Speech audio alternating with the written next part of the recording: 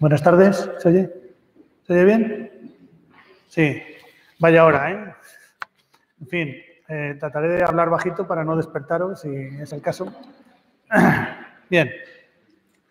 En primer lugar, como corresponde, muchas gracias a la organización, sobre todo a Miguel Ángel, que ha tenido todo el interés para que viniéramos a contar nuestra visión.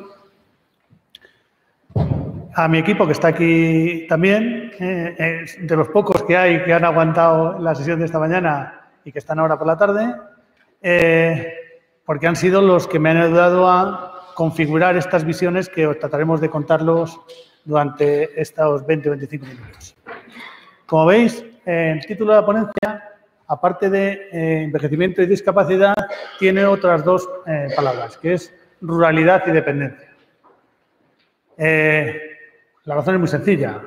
Estamos en un medio rural, fundamentalmente rural. Somos, no sé si es la primera o la segunda región más extensa de Europa. Y tenemos 9 provincias, como sabéis. Tenemos un territorio disperso y en general envejecido. Por lo tanto, tenemos unas condiciones especiales para poder hablar del territorio.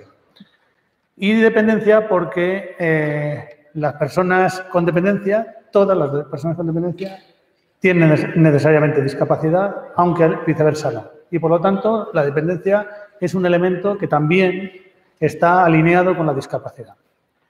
Bien, cuando me plantearon el participar en la jornada, claro, es difícil a un director técnico que tiene el ámbito de los mayores, el ámbito de la discapacidad, desde el envejecimiento activo hasta la atención en centros, decidir qué contar, ¿no?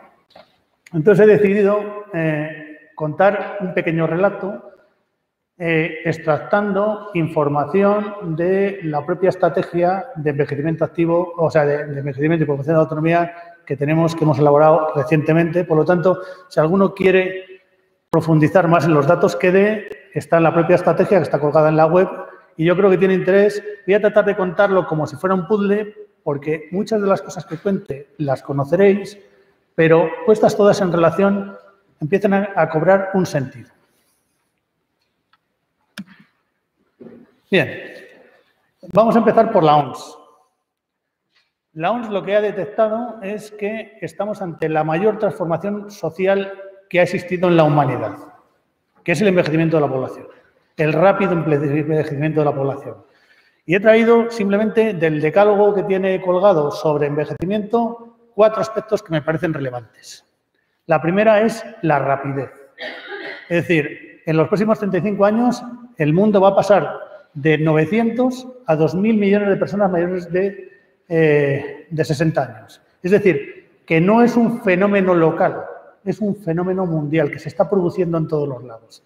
Y se está produciendo a una rapidez que jamás se había producido. Para daros una idea de la rapidez, en Francia tardaron 150 años en subir el 10% de la población en estos parámetros. Es decir, hemos pasado de 150 años en Europa en cambiar un 10% del peso de la población mayor sobre la población total a hacerlo en 35 años en el mundo.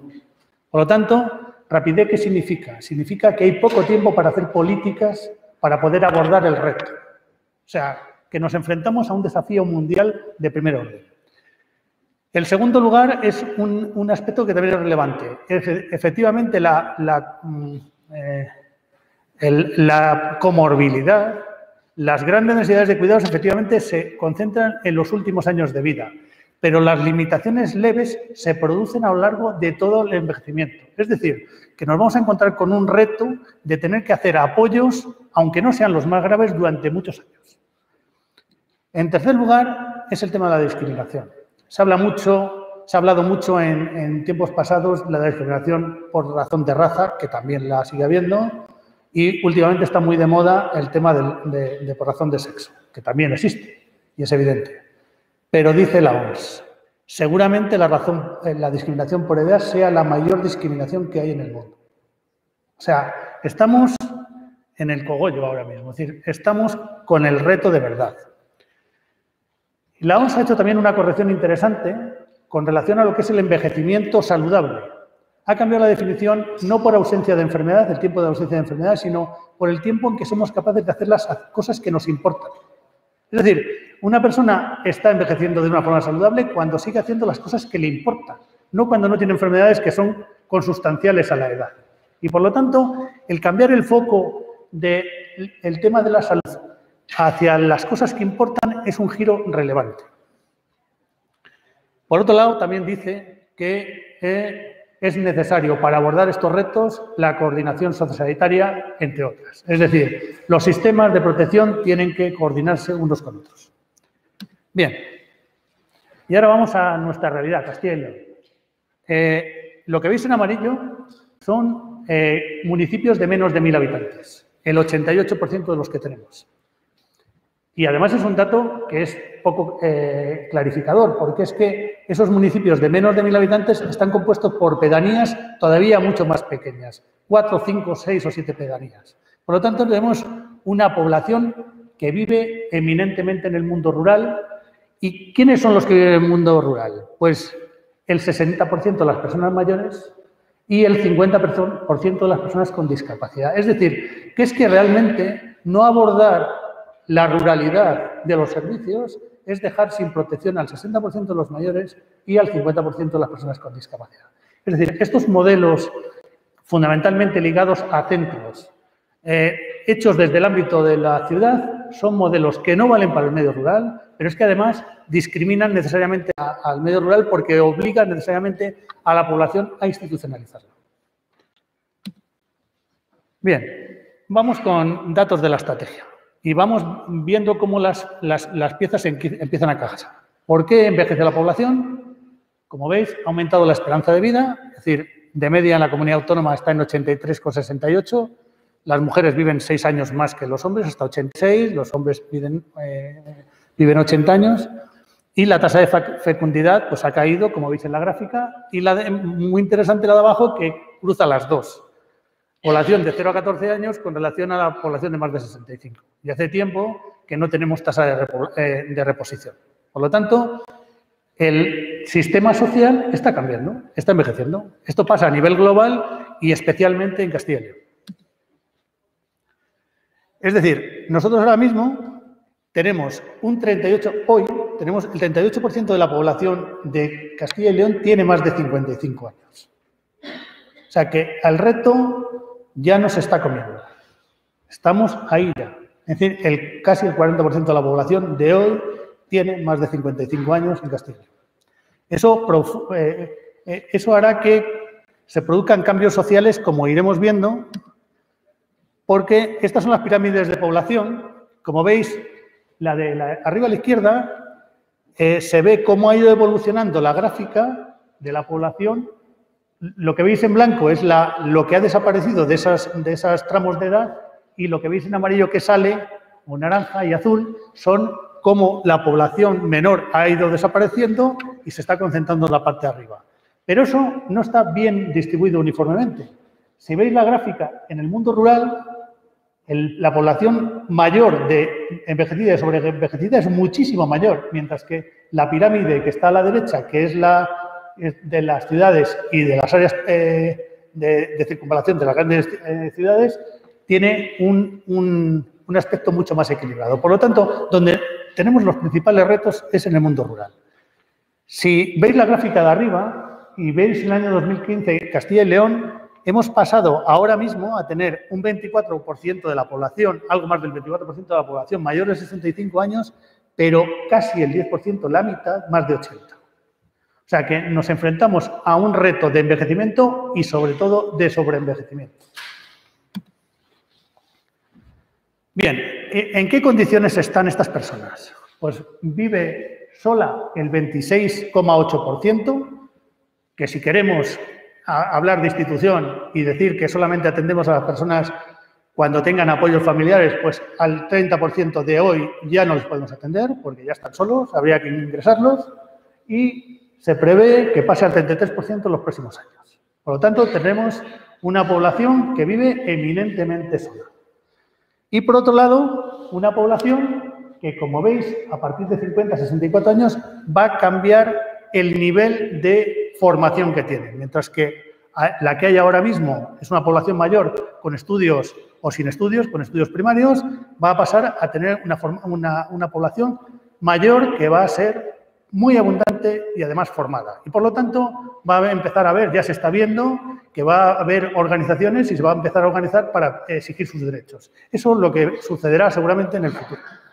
Y por otro lado, un dato muy relevante y es que el 88% de las personas mayores son propietarias de su vivienda. O sea, que nos encontramos con una población mayor que está en el medio rural, que está envejecida, que vive sola y es propietaria de su vivienda. Algo nos querrá decir todo esto. Bien, esto he sacado el porcentaje, el porcentaje de personas con discapacidad envejeciendo y además el índice de ruralidad que tienen. Es decir, veréis que es verdad que no he utilizado el mismo parámetro para todas las... Yo, contrariamente, o en hilo con lo que decía esta mañana Salo, no tengo un rango de cuándo una persona es mayor. Hemos ido cogiendo datos, en unos lados son 55, en otros 65, en otros son 45. Cualquiera de ellos lo que nos da son índices de por dónde van las cosas. No pretendo decir que los de 45 sean mayores ni los de 55, serán los que tengan que ser.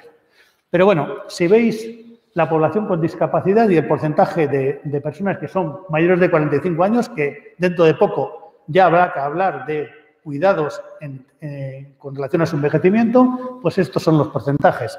Si excluimos el autismo, que es de un nuevo cuño, y el número de personas que están diagnosticadas como tales es pequeño y tienen una edad inferior, en los demás, como veis, los porcentajes son altísimos. Y además, al lado, veis dónde viven.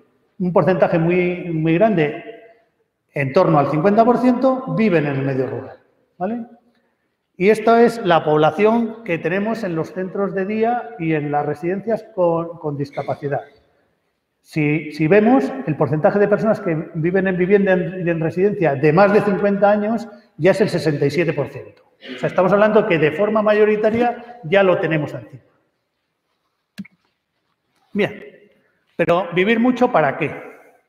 Este es un índice, que esto lo he sacado de un artículo de una investigadora que se llama Aida Solé Auró, que está en los artículos de CaixaForum, que os lo recomiendo, que está muy bien porque liga la esperanza de vida con la vida con buena salud y con felicidad.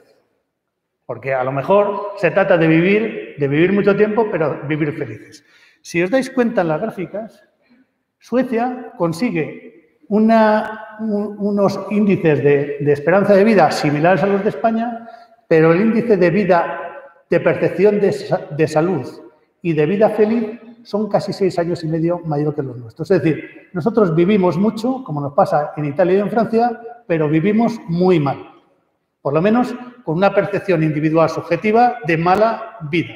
Por lo tanto, algo tendremos que hacer. No es solamente el objetivo temas sanitarios de que vivamos más, sino de que vivamos bien, ¿vale? Bien, si vamos a vivir en casa, ¿cómo está nuestra casa? Este es el porcentaje de dificultades de consumo de accesibilidad de la vivienda. O sea, si nos vamos a 80 y más años, el 62,4% de las viviendas tienen dificultades para que viven en ellas.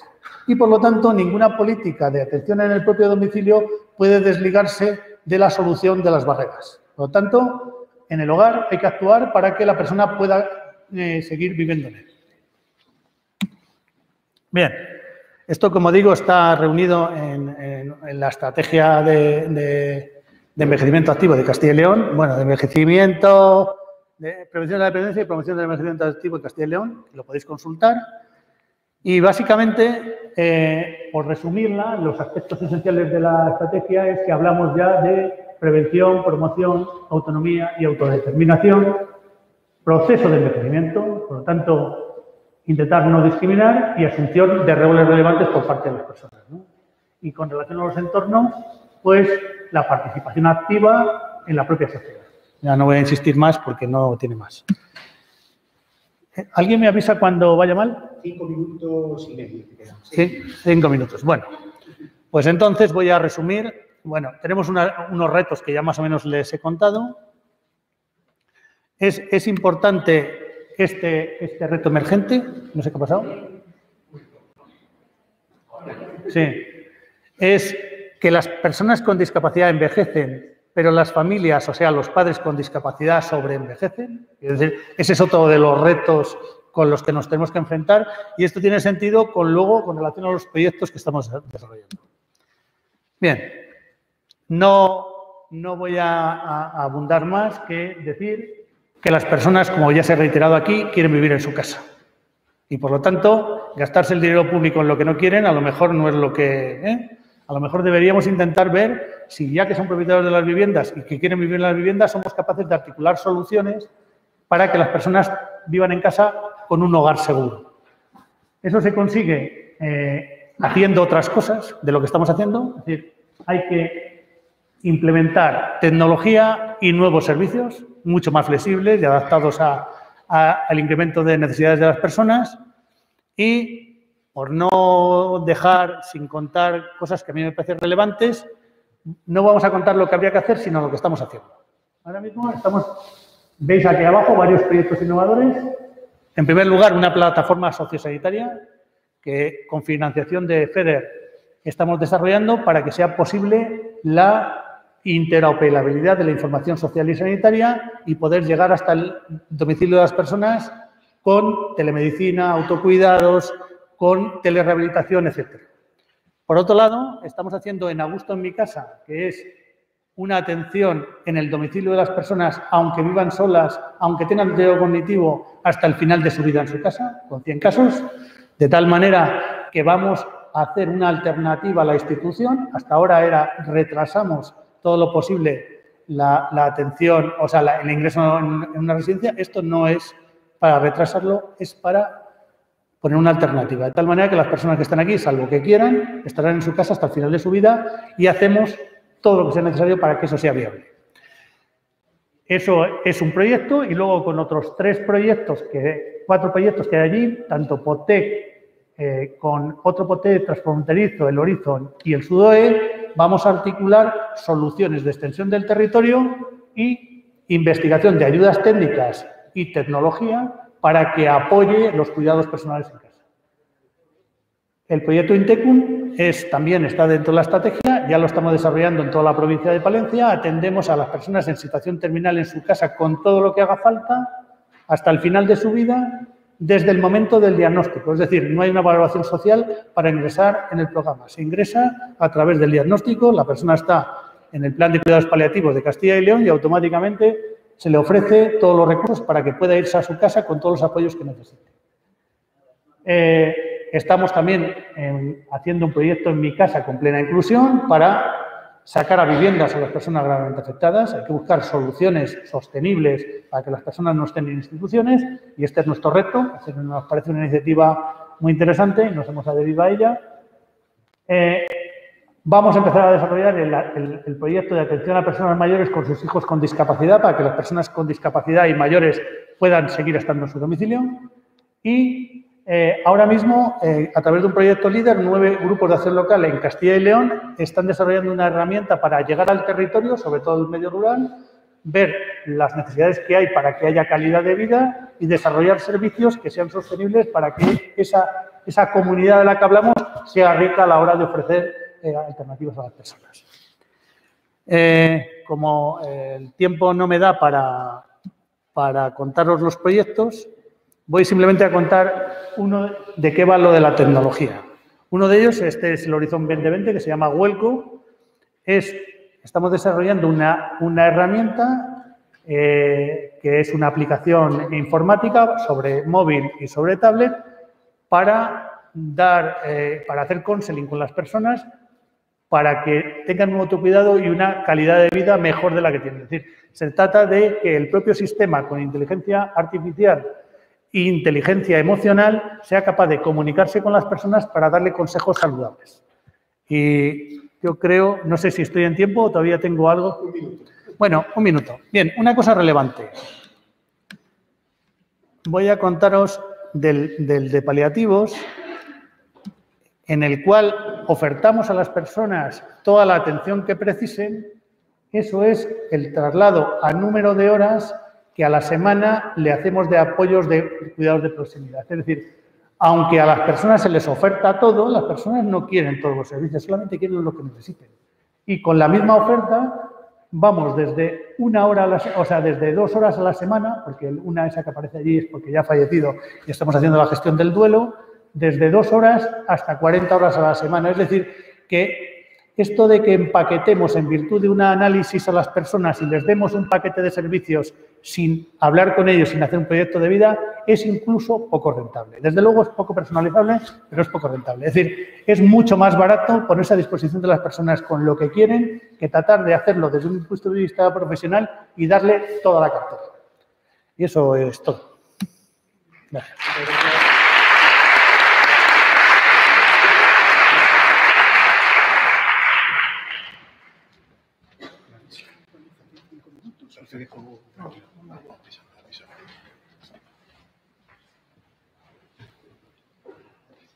¿Cómo sigue esto por duda? Mientras acomoda la presentación, cuando hizo la presentación, Antonio dijo ex-rector, cosa que es cierta. Pero me puso de director regional de la OEA. También soy ex-director regional. ¿Carlos Garabelli? Sí. Y eso de tanto ex, me parece que me di cuenta por qué me invitaron, por la parte de envejecimiento. Bueno, y además veo que a continuación mía habla Antonio, que es un experto en estos temas en Iberoamérica, entonces me voy a circunscribir un poco a una comparación regional y algunas cosas que son bastante novedosas de mi país, de Argentina.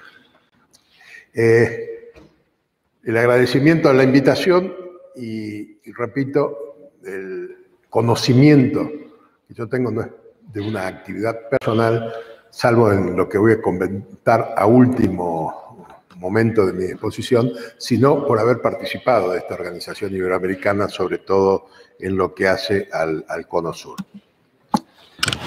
Hace muy pocos días se dio a luz en Argentina, se sabían algunos datos, se conocía, pero el informe final de una encuesta sobre la prevalencia de la población con dificultad fue dado a conocer hace muy poco, con una presentación que ni siquiera me dio tiempo para armar un slide que lo abarcara todo. Así que la información está dividida en 2 slides.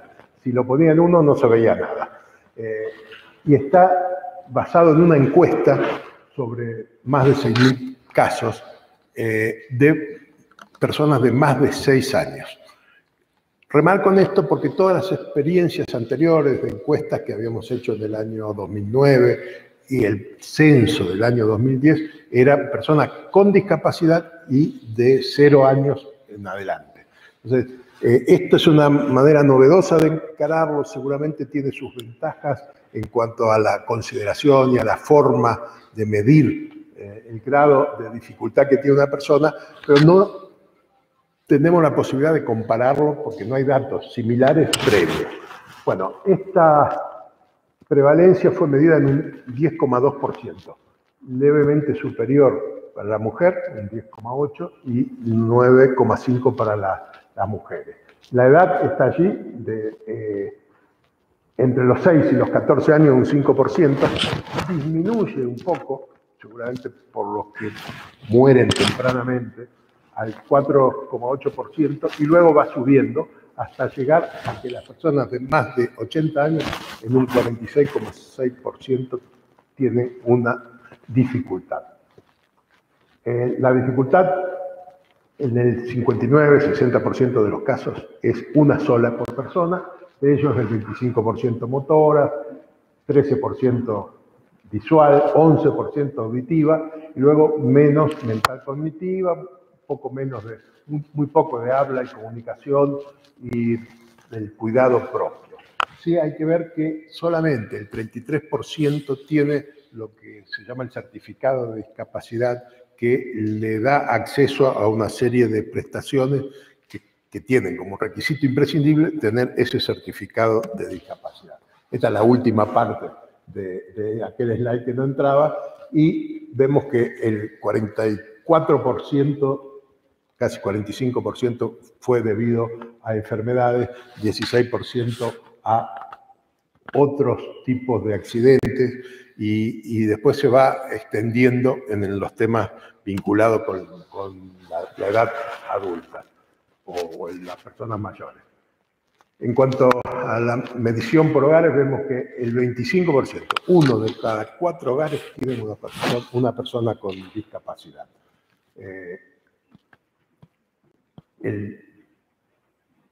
De ellos, el 81% tiene una sola persona con dificultad, el 16% 2 y el 2,3% tienen 3 o más.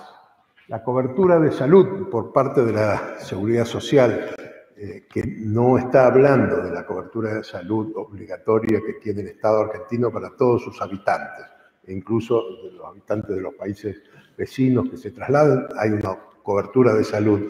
Cuando hablamos de cobertura de salud, allí dice obra social o el programa médico asistencial para adultos, habla de sistemas especiales vinculados con la cobertura de salud.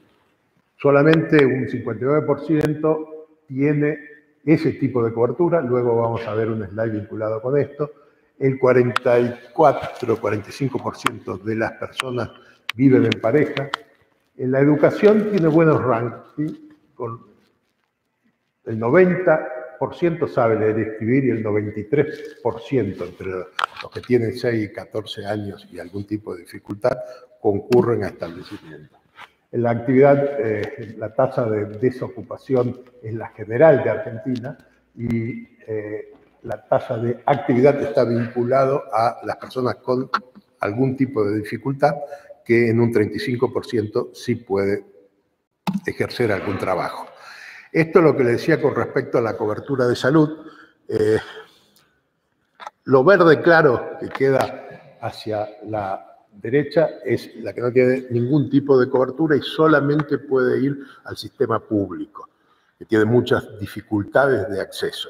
El resto tiene algún tipo de cobertura y ustedes ven que el total llega prácticamente al 80%, pero tiene un rango entre los 0 y 14 años que está cubierto por la cobertura que tiene el padre.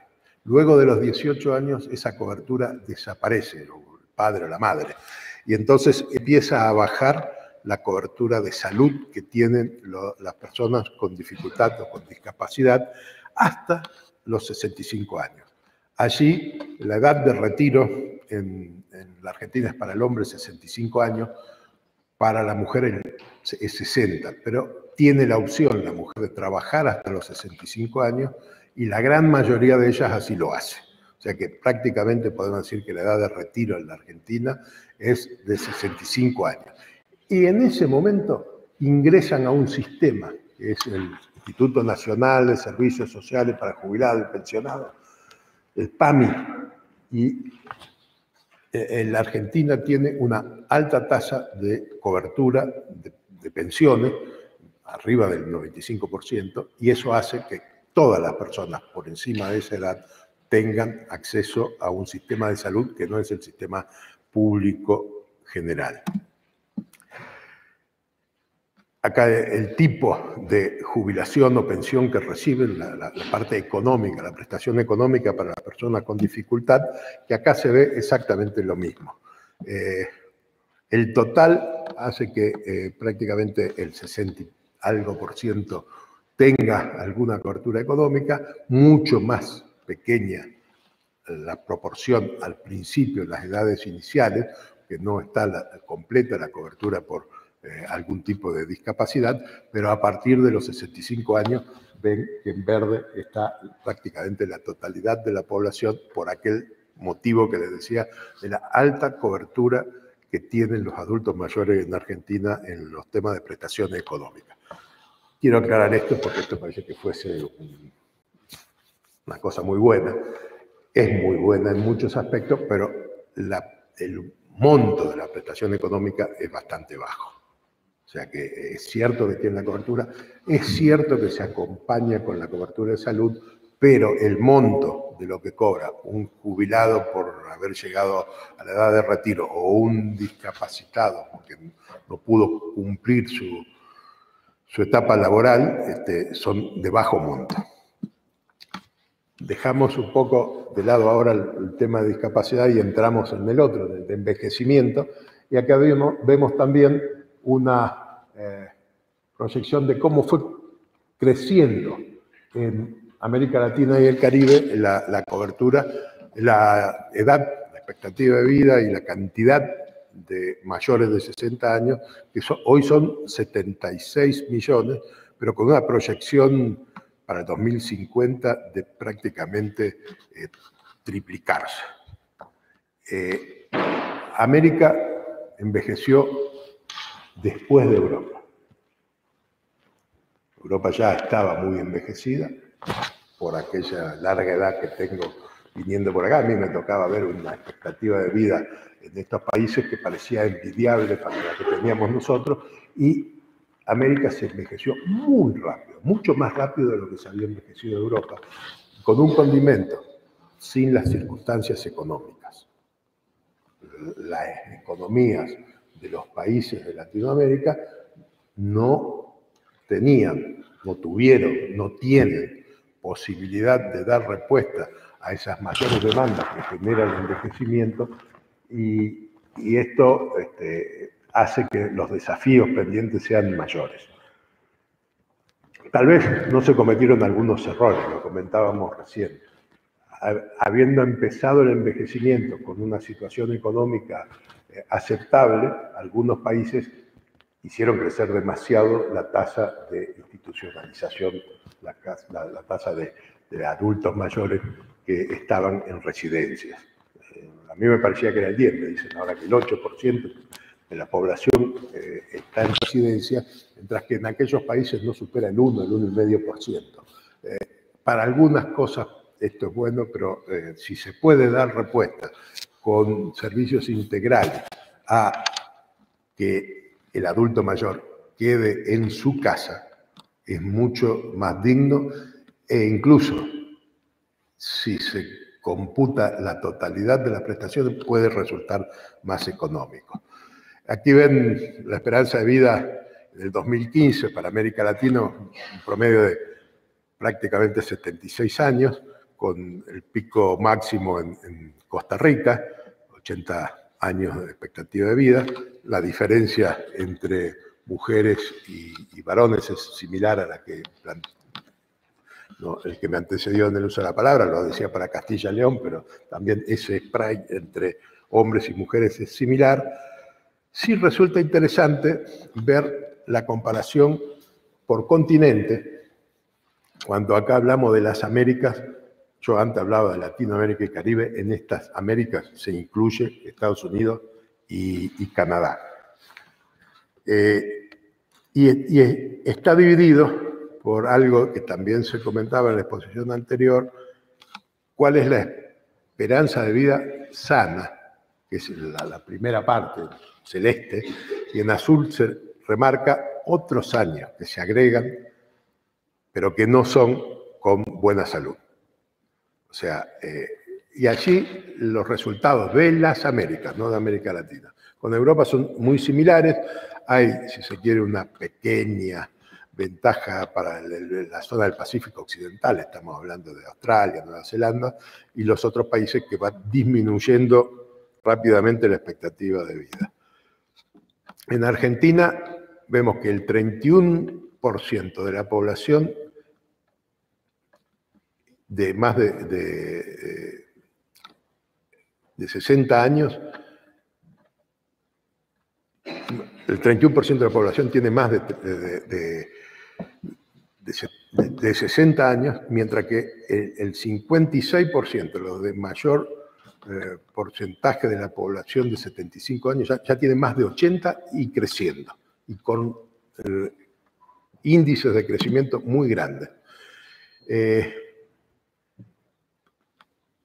Esto lleva a que alrededor del año 2030, que queda acá a la vuelta de la esquina, la cantidad de niños en Argentina va a ser bastante menor que la de adultos mayores, de gente de 60 años.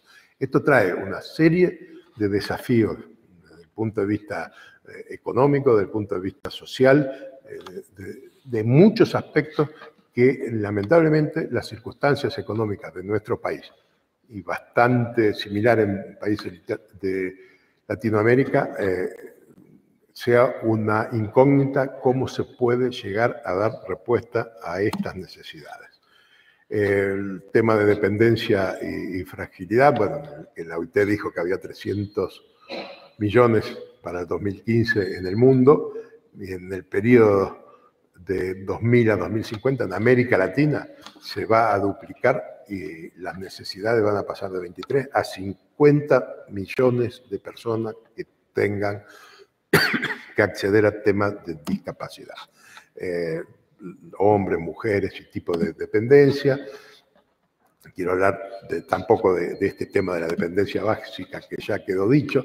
Sí hay un dato interesante vinculado con la causa de función de los países de bajos ingresos o de medianos ingresos a los que tienen altos ingresos. Y solamente quería remarcar una. Si ustedes ven en el cuadro de la derecha, Alzheimer y otras demencias tienen un impacto importante. Está en el tercer puesto, mientras que es en el séptimo puesto que está el Alzheimer en los países de menos ingresos. O sea, hay allí, vinculado con la expectativa de vida, con la disminución del impacto de otras patologías que hacen que en los países de mayor desarrollo este tipo de enfermedades tengan mayor prevalencia. Y acá quiero hacer mención, no para leer el artículo en sí, de cuáles son los derechos de las personas mayores para recibir cuidados de largo plazo, sino que esto está vigente por la Convención Interamericana de la Protección de los Derechos Humanos de las Personas Mayores. Y con este punto termino. Muchas gracias. No, termino con este. Espera que... Claro, sí, lo veo. No, porque me tocó vivirlo y hoy ya se mencionó que en el año 2006 se puso en vigencia la Convención Internacional de los Derechos de las Personas con Discapacidad. Recuerdo los principios de esto, en su tratamiento dentro de Naciones Unidas, fue una propuesta de Europa y los países americanos eran reticentes. No querían ratificarla, no querían, digamos, aprobarla en el seno de las Naciones Unidas porque le iban a venir demandas de protección que en esos momentos no tenían. Entonces, la solución fue que los países de América votaron a favor de la Convención de los Derechos de las Personas con Discapacidad y dejaban para un segundo plano ratificarla en sus respectivos países. Con eso se consiguió tener la Convención de las Personas con Discapacidad. Europa la aplicó rápidamente. Los países de América fueron lentamente ratificando y ahora hay muchos que lo tienen hecho. Digo esto porque años después, 2009, América planteó la Convención Internacional de los Derechos de los Adultos Mayores. Y Europa fue reticente y decía que no, que esto podría llegar a obligar a mayores gastos, a mayores necesidades de financiación. Entonces América, y esto no me lo contaron, lamentablemente esto me tocó vivirlo en vivo y en directo. La respuesta europea fue, la respuesta americana, el pedido americano en ese momento ante esa respuesta europea fue, bueno, firmémosla y el que no quiera que no lo ratifique. Lo mismo que había pasado con distintos actores con la Convención de los Derechos de las Personas con Discapacidad. Europa se negó. Entonces, no se pudo sacar la Convención de Naciones Unidas de los Derechos de los Adultos Mayores.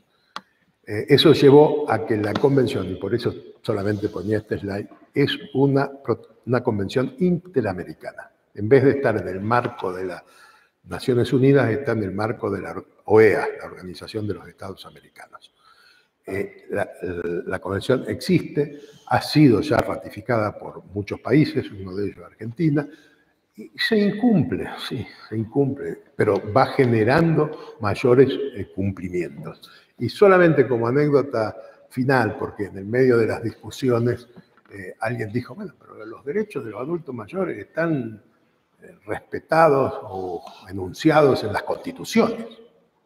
La respuesta era que los adultos mayores están en la Constitución, quiere decir que los discapacitados no lo estaban, que las mujeres no lo estaban, que los pueblos originarios no lo estaban, que los niños no lo estaban, porque esos 4 colectivos tenían una convención de Naciones Unidas para poner en claro y como obligatorio el cumplimiento de determinados derechos. Lo que se quería hacer, y se hizo en el ámbito interamericano, fue también tener algo específico para los adultos mayores como la población de mayor crecimiento en los próximos años, muchos años. Y alguien dio un ejemplo que fue un poco conmovedor. Dicen, porque yo eso sí no lo fui a ver, en Auschwitz, el campo de la solución final de los nazis, hay una gigantografía donde está la foto, que es una foto original de un capitán de la SS que se paraba en el medio del andén por donde venían caminando los que habían traído en los trenes que iban a los campos de concentración. Y en ese extremo señalaba determinada persona a qué lado tenía que ir. Cuando marcaba para este lado iban directamente a la cámara de gas. Cuando marcaban por el otro iban a hacer los trabajos forzados y demás. ¿A quién mandaba para este lado? A los niños, a las mujeres, a los discapacitados, a los gitanos, que también lo incorporaron en esto, y a los adultos mayores. O sea, eran como los 5 colectivos que tenían una necesidad de que se protegiera mejor sus derechos, que allí no estaban contemplados para nada. Nosotros vamos a seguir, desde el puesto que nos toque, abogando para que haya una convención de los derechos de los adultos mayores en Naciones Unidas también. Como colofón, una cosa impresionante, un alemán hace pocos años fue a este campo de concentración y encontró esa gigantografía donde el capitán marcaba y se dio cuenta que el capitán era su padre. Porque fue un choque emocional para él muy notorio. Muchísimas gracias.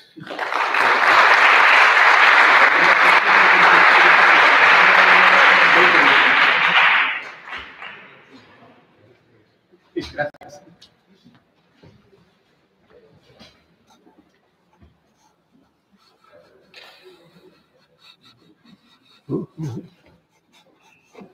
No, aunque no responde el ratón, ¿o sí? Ah. Es que el ratón como que no...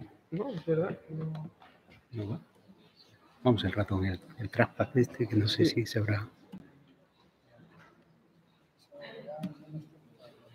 Se ha quedado... Sí, se ha quedado... Se ha quedado tieso. ¿Cuál es la suya? Esta. Vale, a ver si van pasando no... las... No sé si pasarán las transparencias. Sí, ya está ahí. Vale. A ver si... Sí. Vale, ya lo tiene usted ahí.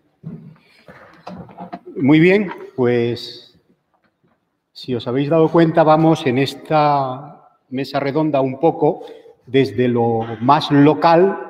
Hemos empezado con Castilla y León y sobre todo con la población rural en Castilla y León, a un poco lo más global, no global del todo, porque yo voy a hablar de la región iberoamericana, aprovechando los datos de una investigación que hemos hecho para la Organización Iberoamericana de Seguridad Social, en concreto para su Observatorio de Adultos Mayores.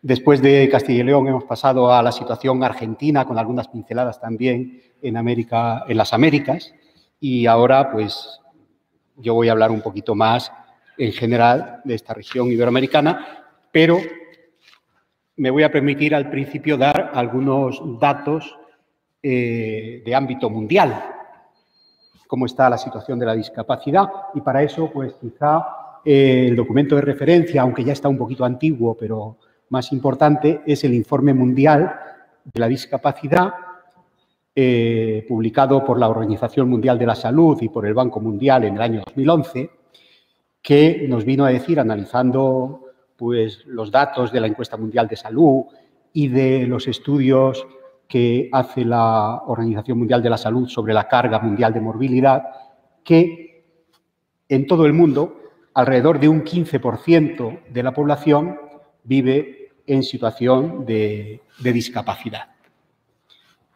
Y esto ha supuesto pues, una cierta corrección al alza importante de los datos que se venían manejando pues, hasta la década del 2000, que eran de aproximadamente un 10%, debido fundamentalmente al envejecimiento de la población y a algún otro aspecto. En América Latina, muchos países han cuantificado la discapacidad.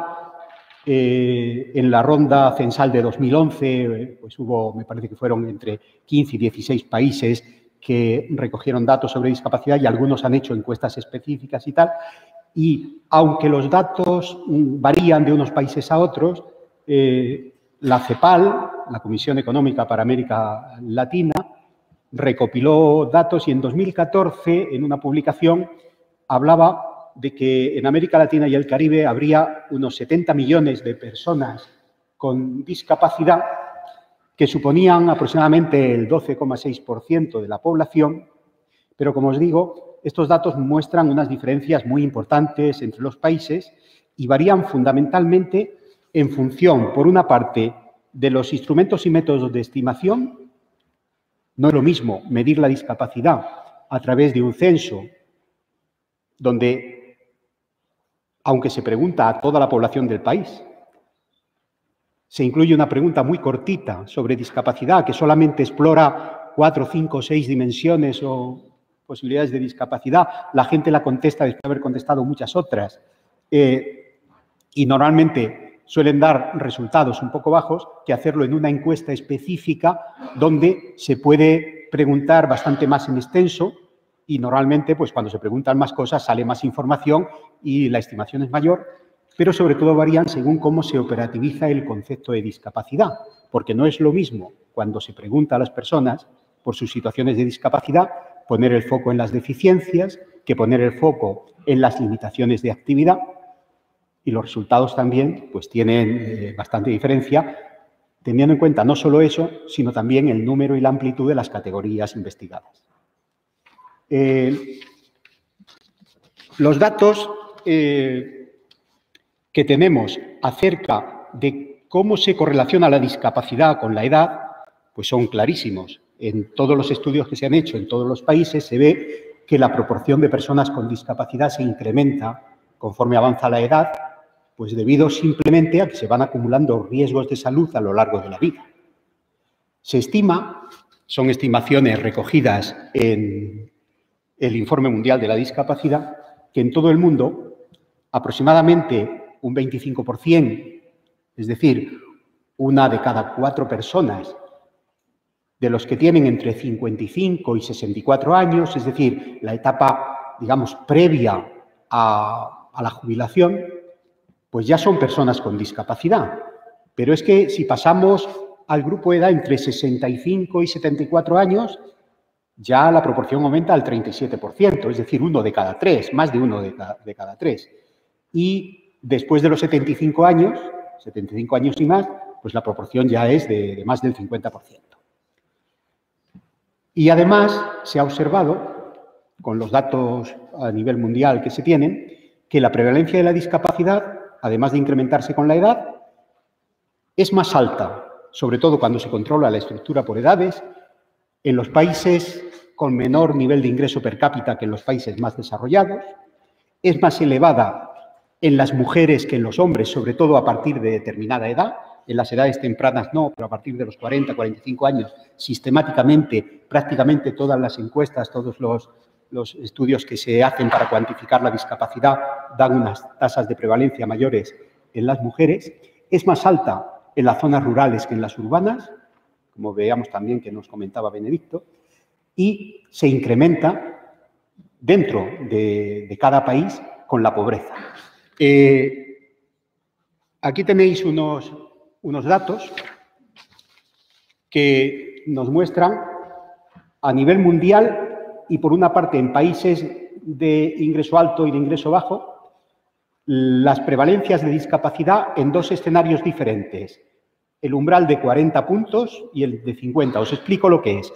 Para, de alguna manera, cuantificar o graduar la discapacidad, que no es un fenómeno de si se tiene o no se tiene, sino que de alguna manera es un continuo desde las personas que tienen plena capacidad funcional en todos los ámbitos, hasta las personas que tienen dificultades en todos los ámbitos, que sería del 0 al 100, pues según donde pongas el punto de corte, los resultados son un poco diferentes. El umbral de 40 puntos, en unas investigaciones sobre carga mundial de morbilidad de la OMS, viene de alguna manera a identificar las personas que tienen discapacidad moderada y severa de ahí para adelante, mientras que el de 50 puntos se queda solo con la persona con discapacidad severa. Y veis que poner el umbral en un sitio o en otro genera diferencias muy importantes en la estimación de prevalencia.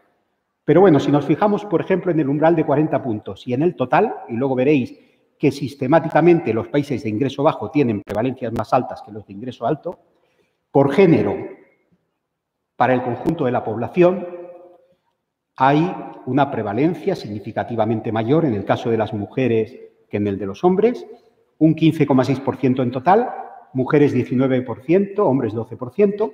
Por edad se ve muy claramente que conforme avanza la edad se van incrementando la proporción de personas con discapacidad. Por lugar de residencia veis también, aquí las diferencias no son tan grandes, pero son entre población urbana y población rural. Y luego también hay unas diferencias muy significativas según el nivel de ingresos, ya dentro de cada país, establecido en quintiles. El primer quintil sería el 20%, la quinta parte de población más pobre, y el quinto quintil, pues el 20% de población más rica, y entre medias los otros. Y veis cómo hay una relación muy directa entre pobreza, carencia de ingresos, carencia material y situaciones de discapacidad. Que dicho sea de paso, todo esto lo que nos viene a decir también es que hay mucho espacio para la prevención, para la reducción posible de las tasas de prevalencia si se adoptan políticas que de alguna manera equiparen oportunidades en salud y equiparen oportunidades un poco sociales. Como os decía, ha habido varios países iberoamericanos que han hecho en los últimos 10, 15 años encuestas dirigidas a conocer más en profundidad cuántos y cuáles son las personas con discapacidad que hay en esos países. Todos conocéis seguramente la encuesta sobre discapacidad, autonomía personal y situaciones de dependencia que se hizo en España en el año 2008, que sabéis que ahora mismo está muy avanzada la preparación de otra edición de esa encuesta que seguramente se aplicará, no creo que este año, seguramente el campo será a principios del año que viene y tendremos datos pues, a finales de 2020 aproximadamente. Una macroencuesta que se aplicó en 96.000 hogares y en 800 centros y que nos dio una información, luego veremos algún resumen muy interesante y que ayudó mucho a poder hacer planificación de políticas públicas en materia de discapacidad en España. En Chile se hizo una encuesta alrededor de 2005, pero se ha repetido un segundo estudio nacional de discapacidad en el año 2015 con una muestra más pequeña de la de España, 12.000 viviendas, pero bueno, que Chile también es un país de una dimensión en cuanto a población total bastante menor que la nuestra y bueno, esto también ha servido para tener una panorámica cuantitativa de la discapacidad para poder fundamentar las políticas públicas. Y en Argentina, como nos comentaba Carlos Alberto hace un momento, pues se acaba de publicar el Estudio Nacional sobre el perfil de las personas con discapacidad 2018. Según mis datos, tuvo una muestra de 41.000 viviendas, lo cual supone pues haber controlado la situación de más de 100 y pico mil personas, y se aplicó entre abril y mayo de 2018 y los resultados acaban de conocerse. Para que veáis un poquito la relación que hay entre discapacidad y edad. En los 3 casos he buscado una clasificación por edades, en unos casos es más detallada, como en España, en otros casos menos, pero como veis, a partir de los 65 años se han incrementado enormemente las prevalencias y en el grupo de 80 y más años ya tenemos que aproximadamente el 60% de toda la población en ese grupo refiere a alguna discapacidad, tal y como se operativizó la discapacidad en la encuesta española. Lo mismo ocurre en la encuesta de Chile.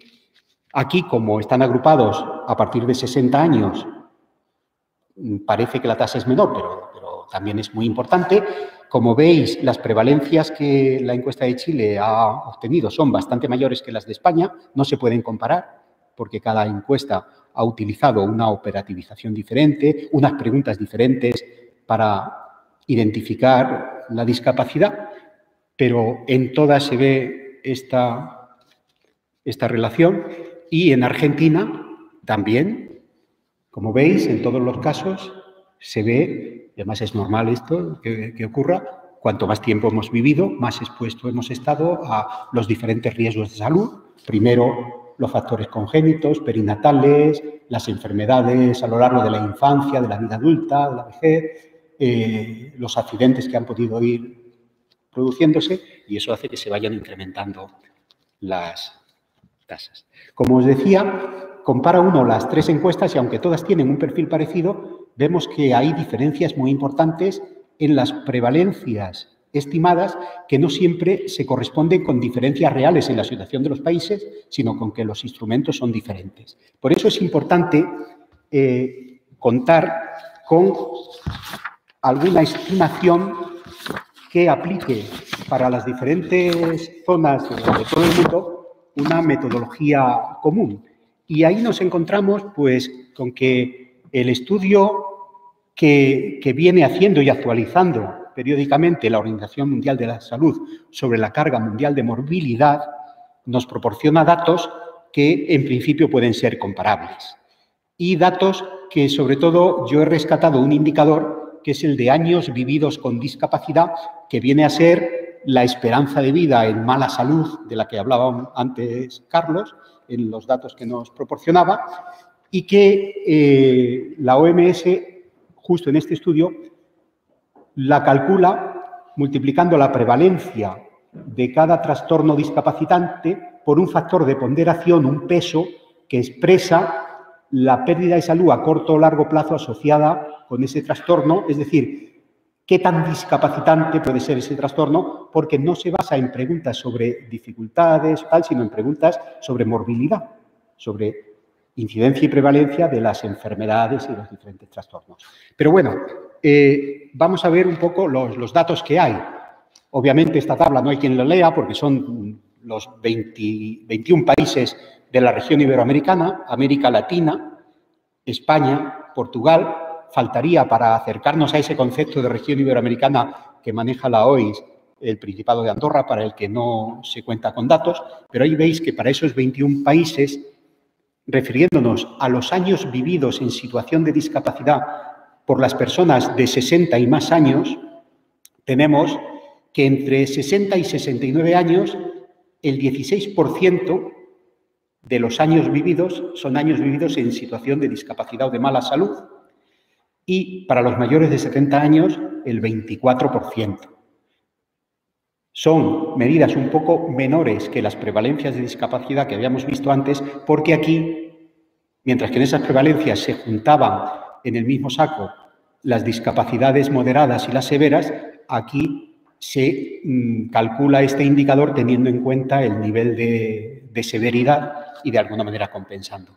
Pero lo que se ve es que son datos bastante parecidos en todos los países, que se cumple un poco ese criterio que había identificado la OMS en el Informe Mundial de la Discapacidad, de que países con menor nivel de desarrollo suelen tener prevalencias más altas, que la prevalencia es mayor globalmente casi siempre en el caso de las mujeres, sobre todo conforme va avanzando la edad, y todo esto nos lleva, todos estos datos, pues un poco a reflexionar sobre qué desafíos nos está planteando la discapacidad y, sobre todo, las situaciones de dependencia de los mayores en la región iberoamericana. Hay un informe reciente publicado en el año 2018, me parece que ha sido, por el Banco Interamericano de Desarrollo, que concluye, pues, lo que se ha visto siempre, que se está incrementando enormemente la incidencia de las dificultades para realizar actividades básicas de la vida diaria con la edad, sobre todo después de los 60 años, que en todos los países se da una prevalencia más elevada en el caso de las mujeres, y con referencia a la región de América Latina y el Caribe, se calcula que actualmente hay unos 8 millones de personas mayores de 60 años en situación de dependencia, que supone el 1% de la población global y el 11% de la población adulta mayor, pero que esto va a crecer exponencialmente hasta el punto que en el año 2050 la previsión es que el número de personas dependientes, no estoy hablando de situación de discapacidad, sino que además tienen necesidad de apoyo, asistencia para realizar las actividades de la vida diaria, se van a superar los 26 millones, un 3% de la población total. La alta prevalencia de las situaciones de dependencia conforme avanza la edad, unido al rápido crecimiento de la población de adultos mayores, como nos decía Carlos, América Latina está envejeciendo, pero lo está haciendo mucho más rápidamente de lo que envejeció Europa. Si a nosotros nos llevó 70 años, más o menos, el duplicar la proporción de adultos mayores, a ellos les va a llevar menos de 30, y ya están, de alguna manera, disparándose esas tasas, pues todo esto hace que sea ineludible, necesario, poner en marcha políticas sostenibles de prevención y de cuidados en todos los países de la región. Y termino con alguna reflexión sobre cómo deben diseñarse esas políticas. Pues bueno, para poder hacer un buen diseño de esas políticas, que no es nada fácil, es necesario tener un conocimiento mucho mayor del que tenemos ahora de la dimensión y de los perfiles de la población en situación de dependencia, de los diferentes factores de riesgo que están generando esas discapacidades y esas dependencias, de las características socioeconómicas, del estado de salud, del acceso a la atención sanitaria y sociosanitaria, del tipo de apoyos formales e informales para la realización de actividades de la vida diaria con los que se cuenta, de las necesidades y de los apoyos que no se están teniendo, que no están satisfechas esas necesidades, para poder identificar, primero, pues la dimensión global del problema y, segundo, cuáles son los grupos más vulnerables para poder establecer prioridades para la intervención. Y bueno, no sé cómo voy de tiempo, pero he terminado. Muchas gracias.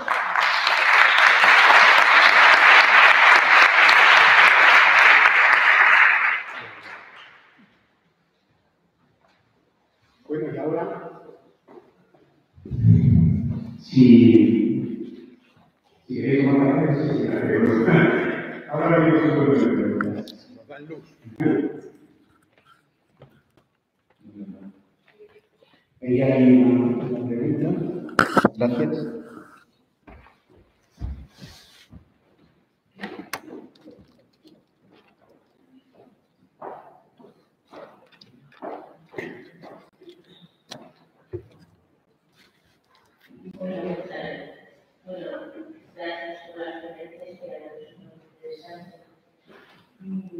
Yo en este propósito de esta última intervención que dice que en Latinoamérica el envejecimiento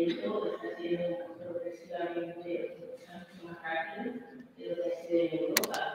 Sin embargo, me tenía entendido que la economía sería ido muchos más de 500, lo cual compensaba un poco que la población mayor también viviera más tiempo. Yo pensaba que se compensaba una cosa, que no era tan rápido el envejecimiento, sino que había mucha renovación de población.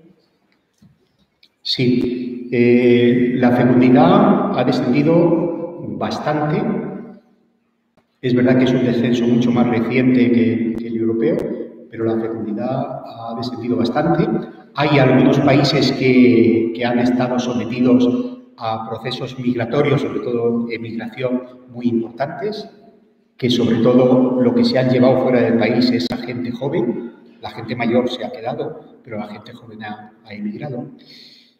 Y bueno, en realidad los datos que hemos dado está creciendo y está creciendo bastante la proporción de adultos mayores, lo cual significa que aunque hay población joven y en algunos países mucha, no acaba de ser tanta como para evitar ese deterioro, por así decirlo, de la tasa de dependencia entendida como porcentaje de mayores respecto a porcentaje de jóvenes, pero lo que sí que está creciendo enormemente es el número absoluto de personas mayores. ¿Por qué? Pues porque ya habéis visto las esperanzas de vida, que hasta hace 10, 15 años había unas diferencias importantes entre la media de América Latina y la media europea, y ahora están prácticamente acercándose a la nuestra, porque digamos que los avances en materia de salud, de atención de la salud, eso sí que se han propagado. Entonces, yo creo que sí, que a pesar de que la situación demográfica sea muy diferente y no todos los países, hay una gran variedad, no tiene nada que ver la situación de Cuba, que creo que es la más envejecida de todas, y la de Uruguay y Argentina, que también tienen unas estructuras de población ya muy envejecidas, con la de Bolivia, por ejemplo, que es población bastante más joven, no se parecen en nada, pero todos están en un proceso acelerado de envejecimiento que se está desarrollando de forma bastante más rápida de la que se desarrolló en Europa. ¿Me permite? Sí. Yo creo que lo explicó perfectamente Antonio, pero una cosa es que haya aumento de la expectativa de vida, que es lo que está pasando con tanta velocidad en América, mucho más rápido de lo que se dio acá.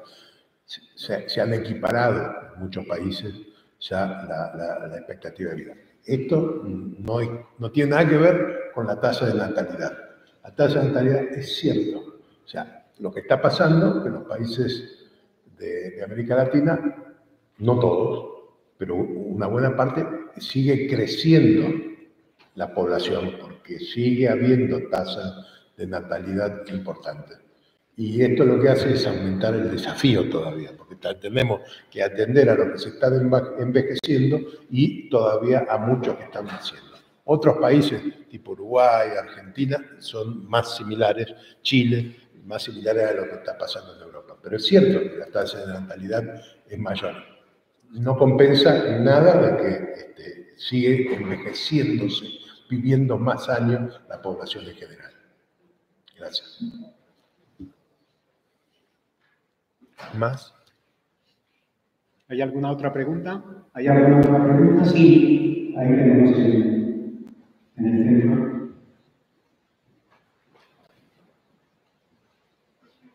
Hola. Quería preguntar a cualquiera de ustedes sobre es evidente que va a haber muchas personas mayores en el mundo, cada vez más mayores, y que además va a afectar de forma significativa además a las personas con discapacidad.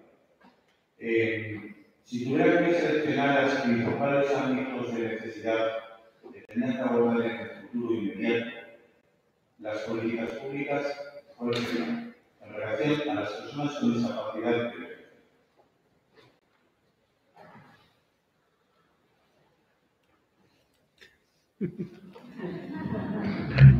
Complicado.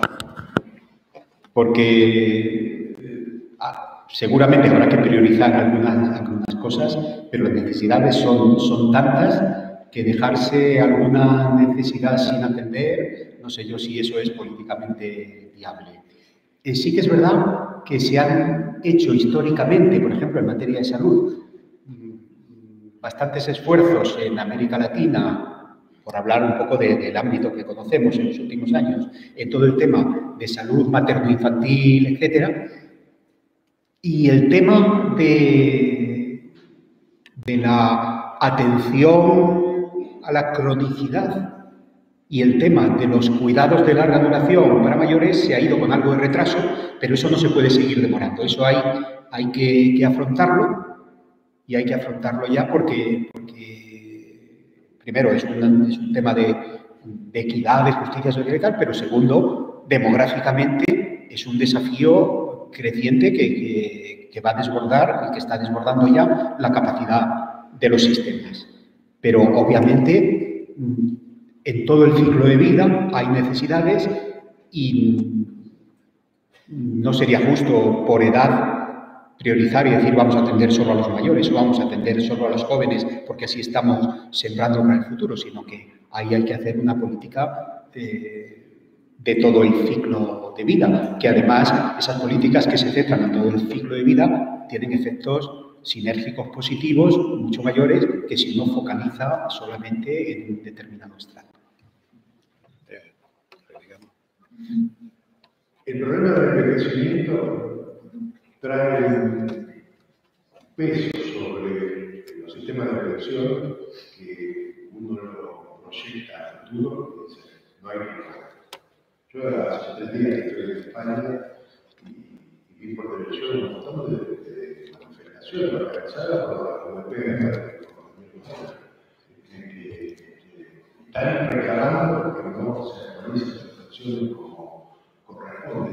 Es muy posible que el sistema de aporte sobre el trabajo no sea viable para mantenerlo a largo plazo, porque es más importante la masa de adultos mayores que necesitan cobrar una pensión que los trabajadores que aportaban hasta ahora para mantener su sistema. O sea, que cambiar el sistema de financiación, como en muchos países europeos, y vincularlo con algún tipo de carga impositiva a determinados sectores que tienen amplia ganancia, es una política pública que tiene que estar estudiando en todos estos países porque necesitan una política.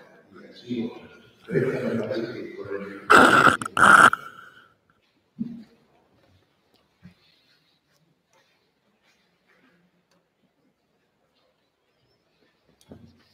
Muy bien, pues si no hay más preguntas, muchas gracias a todos.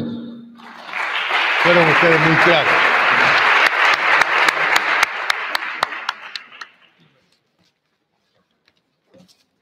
Muy bien.